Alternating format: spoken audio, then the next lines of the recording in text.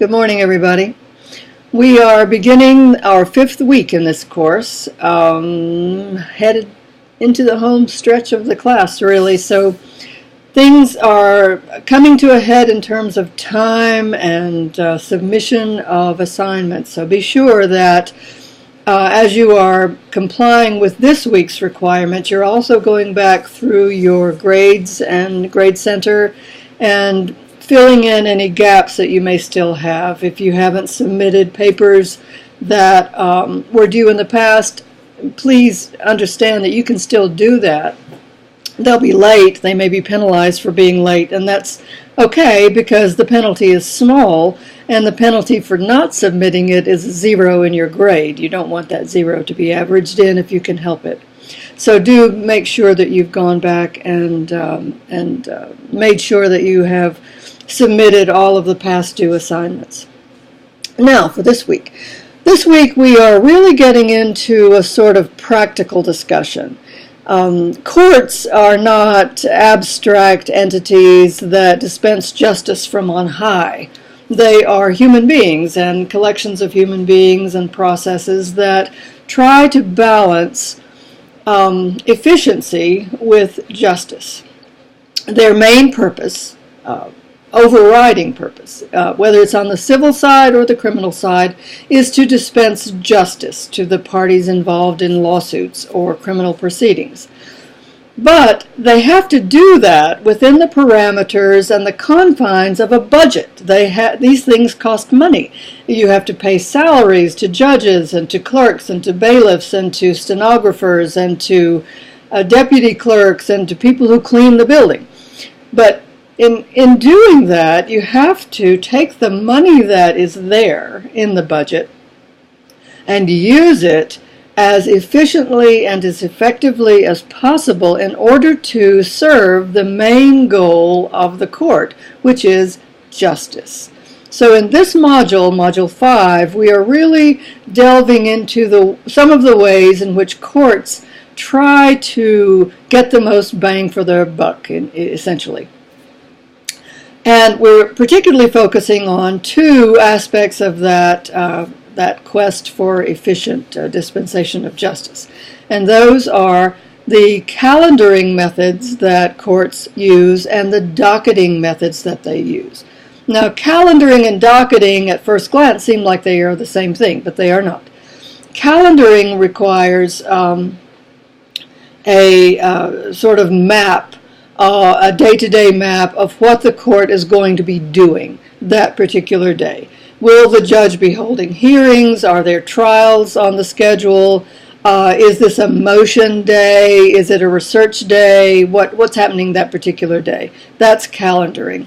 And it tells not only the court, but also, of course, the court personnel and, maybe more important, the parties to lawsuits and the lawyers involved in those suits and those criminal proceedings when they're supposed to be in court and what they're supposed to be doing there. Docketing, on the other hand, is a way of formalizing a case. A case is filed and then it is put on the court's docket. The docket is the list of cases that are going to be dealt with within a certain time frame for a court. Usually that time frame is called a court term, so that you'll have a court whose term will have, say, 45 cases on the docket or 400 cases on the docket, depending on the court and the demand on the judge's time, and the number of judges also who are involved in a court system. So this week we're going to be, excuse me, I'm still dealing with oak pollen, so if my voice sounds ragged, well, it is. And that's one of the joys of spring. Sorry about that. One of the things we're talking about this week are the methods that courts use to organize their calendars and their dockets. Those methods nowadays are nearly always electronic. You don't have very many courts anymore who do their dockets by hand on paper. So you're going to be studying in this module some of the software available in the federal courts, who have very standardized methods of calendaring and docketing, and in some of the state courts. We're obviously not going to be dealing with all 50 state court systems and the way that they calendar and docket cases. That would be crazy. But you can look at your own state and see what methods it uses to calendar and docket cases. But in addition to that, pay particular attention to the federal methods. Because one of the things that you're going to be doing this week as well is to relate those calendaring and docketing methods to our final project case scenario. That is milestone 2, and its request that you take a look at those calendaring methods, those docketing methods, and you analyze how those methods, whether you are dealing with the state court or the federal courts, how they impact the efficient processing of the case in our final project. Now, in your past analyses of this final project case, you've probably come to the conclusion that we're really not dealing with state courts. We're dealing with the federal court.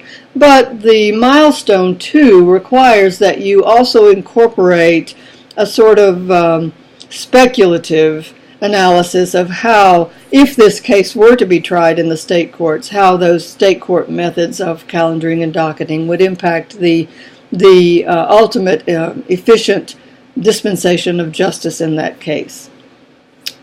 Think of that as truly hypothetical. And the more practical analysis will be how the federal court methods of calendaring and docketing will impact the conclusion of our case, or the trial, the preliminary trial motions and procedures that will eventually end in a conclusion to our case.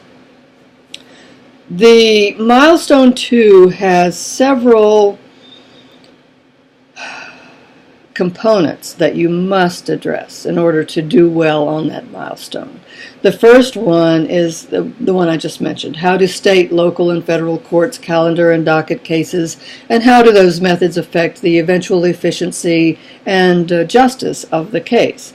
The second is who plays the key role in the court system in determining the efficient process of the case and the efficient outcome of the case.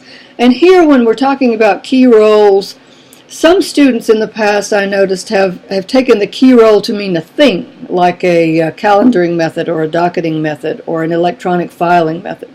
And you can do that, but generally the key role is you really should focus on the person. Is it the judge? Is it the court clerk? Is it the lawyers involved? Who is it? Who plays the role in the court system? Who is in a position best to affect both the efficient process of the case and the just outcome of that case? Who can mesh those two concepts of efficiency and justice best in the outcome of a case? Then we're going to kind of shift a little bit out of the calendaring and docketing and talk about two other concepts. One is continuance. What is continuance? Continuance is the legal way of saying postponement. When you, as an attorney, when you ask for a case to be continued, that means you're asking that its trial be postponed to a later date, or that a motion be postponed to a later date. Some process is being postponed to a later date. That's what a continuance is. There is such a thing as the model continuance policy. Anytime you see the word model in front of some legal procedure or aspect of the legal system, what you're seeing is not what a state actually uses or the federal government actually uses. You're seeing what a bunch of legal scholars have put together as the ideal way to deal with a certain aspect of the legal system. So the model continuance policy is the ideal way to deal with motions for continuance, which means a request to postpone a trial. So some states have actually adopted the model continuance policy, most have not, and the ones that have usually tailored it to what they feel are the needs of their own particular state. So when you look at the model continuance policy, you're looking at an ideal, but you're not really looking at the way that continuances are dealt with on a practical basis. But that's okay. Look at it in the ideal way and see what you think about continuance. And then you're going to be asking the same milestone 2, what would be the effect of a 4-month continuance on the outcome of our case? And what is the effect of venue on the outcome of our case? Venue, remember, is the location of the trial of a case. So, if our case were to be, this is purely speculative and not at all what would happen, but if our case were to be tried in, say, the New York State courts, what would be the effect of that venue versus trying our case in a federal court in Washington, D.C.? Would it have any effect at all? And also the question is, what would be the effect of continuing the trial of our case for 4 months into the future? Now, you're going to have some facts in our case scenario that will give you a clue as to what the effect of that continuance would be, because the scenario tells you a little bit about the court's docket and how crowded it is, and what the judge is looking at in terms of cases that have to be tried within a certain length of time. So take all of those facts that are in your final project case scenario as major clues as to how to deal with milestone 2. I've already gone way over my usual 10-minute limit on these video announcements, but let me say also that we have a discussion board that asks you to look at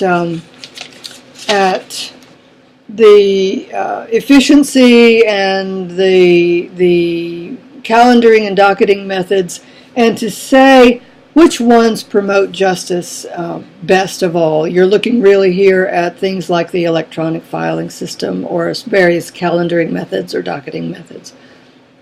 Choose 3 and discuss how you think those 3 best affect the efficient dispensation of justice. And remember, an overriding theme or overriding thought that should be in your head as you go through Module 5 and Week 5 is the balancing of efficiency with justice. Efficiency is great. We all love it.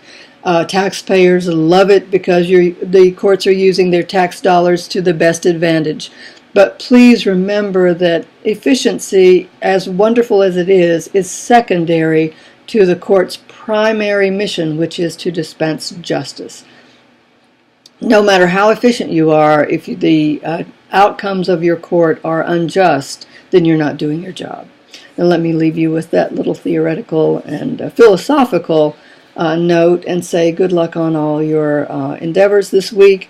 And I look forward to reading what you're writing. Bye.